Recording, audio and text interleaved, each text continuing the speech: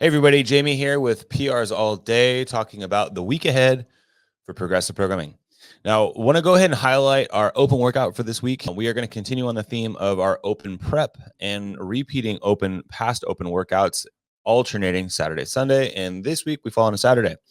So this workout is 22.3, and it is a descending triplet with an ascending weight and skill. So we're going to start out with 21 pull-ups. We've got 42 double unders and then 21 thrusters at weight 1. Then we're going to go ahead and progress to a higher skill with 18 chest to bar pull-ups, 36 double unders, and then a heavier barbell weight for thrusters for 18 reps. Then we're going to finish it out with 15 bar muscle ups, 30 double unders, and a 15 thruster at the heaviest weight. Now, this is a time cap of 12 minutes. So again, we're looking at potentially an AMRAP. So how far can we get? The big thing we want to think about is, do we have the ability to do these skills consistently? And if not, then maybe look at the modified version or the scaled option from games.crossfit.com, which will consist of a jumping chin over bar, and then a chest to bar. So we're not ending on the bar muscle up. Now, looking at week 1 or Monday for this week, we're going to go ahead and start out with a touch and go snatch, and we're looking at high reps. So starting out with high-ish reps, looking at 5-3-2-2 or 5-3-3-2-2.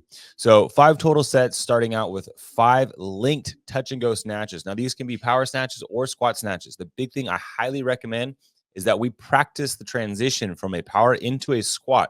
So for that set of 5, it is linked. We're not necessarily going to be going to a 1RM or near a 1RM for the 5 reps. So we are likely to be power snatching it. But when we get into those triples, we want to maybe start thinking about how are we going to transition from the power into a squat flawlessly. So I recommend start squatting before you need to squat. And for the Metcon for that day, we got 5 rounds for time with an 8-minute cap. And this is going to consist of 9 strict press. And this is a 75 and 115 pound barbell, followed by 12 deadlifts. So this is intended to be a quick chipper, but it obviously, that strict press is not necessarily a lightweight and will likely be a limiting factor for a majority of people. Now, looking at our skill for Tuesday, we're going to continue again with our open prep. And today's session is going to be a little bit of a baseline workout. We did one of these a few weeks back, and this workout, we're going to go through 6 rounds, alternating each movement every minute on the minute. We've got chest to bar pull-ups. We've got burpee box jump over with a step down. Then we've got kettlebell snatches and a row. Now, looking at this workout, it's 6 rounds, alternating each movement every minute on the minute.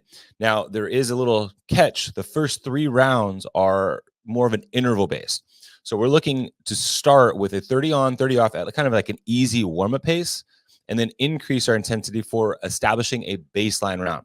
Now, for that baseline round, depending on how hard we go, it's another 30 on, 30 off. But whatever reps we complete in that baseline round for every movement is going to be repeated later on in the EMOM. Then when we get into round 3, this is a 40 on, 20 off. So this is the largest interval where we're trying to target a little bit more reps just to kind of, go a little harder for this particular round. And then for the remaining 3 rounds, we're going to treat each movement as a traditional EMOM where we're going to complete every minute on the minute. And whatever your baseline reps, which is what we want to be tracking, whatever your baseline reps is what's going to be repeated in that final 3 rounds. Now, moving on to Wednesday, we've got our primary strength. We're going to be moving our back squat, our squatting primary strength to Wednesday in preparation for the upcoming open. We like to try to shift the squatting and heavier strength sessions a couple days prior to we doing the open. That way it gives us our CNS chance to kind of recover. Now, for today's session, we've got our back squat. We're going to be working with a 5-3-3-1-1-1. So same rep scheme that we worked on last week with the front squat. This time around, we're just going to the back squat. Again, maintaining good full range of motion. At the end of that, we're going to go ahead and jump into an 8-minute AMRAP consisting of a 200-meter run and 12 wall balls. Now, this is going to light up those legs. So don't fall into the trap of that first 200-meter run. Pace it, run it at a sustainable pace, and then let's try to work on keeping those wall balls in large sets, if not unbroken. And then use the run as a little bit more of an active recovery in between. Then moving on to our skill, we're going to be working on some dumbbell complexes for the remaining of this month as part of our skill work. In today's session, we've got 5 rounds every 3rd minute, and we're going to go through a complex starting out with 8 dumbbell power cleans, 6 right arm overhead, and then 6 left arm front rack walking lunges. And then we're going to flip. So we're starting out with this kind of an orientation where we got the weight on our shoulder and then 1 overhead, and then after 6 steps in a walking lunge, we switch the direction. Now, ultimately, we want to think about increasing the weight to find a heavy effort. And if we need to break this up, that's fine. But our goal here is to really focus on maintaining good mechanics. And if you have to break, try to get through at least the power cleans and then the lunges and then the lunges separately. So if you need to break, you've got a full 3 minutes to get the work done.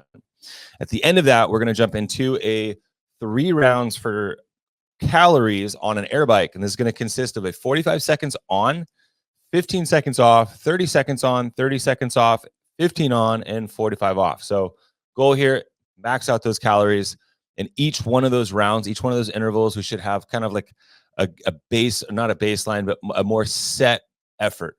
So that 45 seconds, definitely want to think about pacing a little bit. The 30 seconds, we can go a little harder. And when we get to that 15, we kind of want to send it, considering we have a 45-second rest, and then we're coming back to 45 seconds at a little bit of a easier effort. Then on Friday, we're going to jump into a 27-21, 15-9 4-time calorie row. Ladies are going to row a 21-15-9-6 on the calories, and then we've got push-ups with ab mat sit-ups. So get through the row, get into those push-ups, and then keep moving on the sit-ups. Now, the big thing on this particular workout is our midline is going to be potentially a limiting factor here. So we've got a lot of trunk flexion on the rower. When we get to the push-ups, we want to maintain a nice static planked position while we do those push-ups. And then we've got to be dynamic again with our abdominals during the sit-ups. So let's just make sure that when we get into this workout that we don't fall into a trap and sprint that first round, and just try to think, hold a fast pace, but with the goal to decrease our splits. So trying to go faster every round or keep our intensity up higher every round after the first. Saturday, we've got our open workout 22-3. And then on Sunday, we're going to finish out the week with 5 rounds for time, consisting of 10 power snatches at a 65, 95-pound barbell, 10 bar-facing burpees, and then a 200-meter run. Now, this is just a classic CrossFit triplet. What we want to be focusing on here is hang on to that barbell snatch for large sets, but at the same time, it must be manageable where it doesn't affect our rep cadence on the burpees. On the run, again, this could potentially be a little bit more of an active recovery. That's it for the week.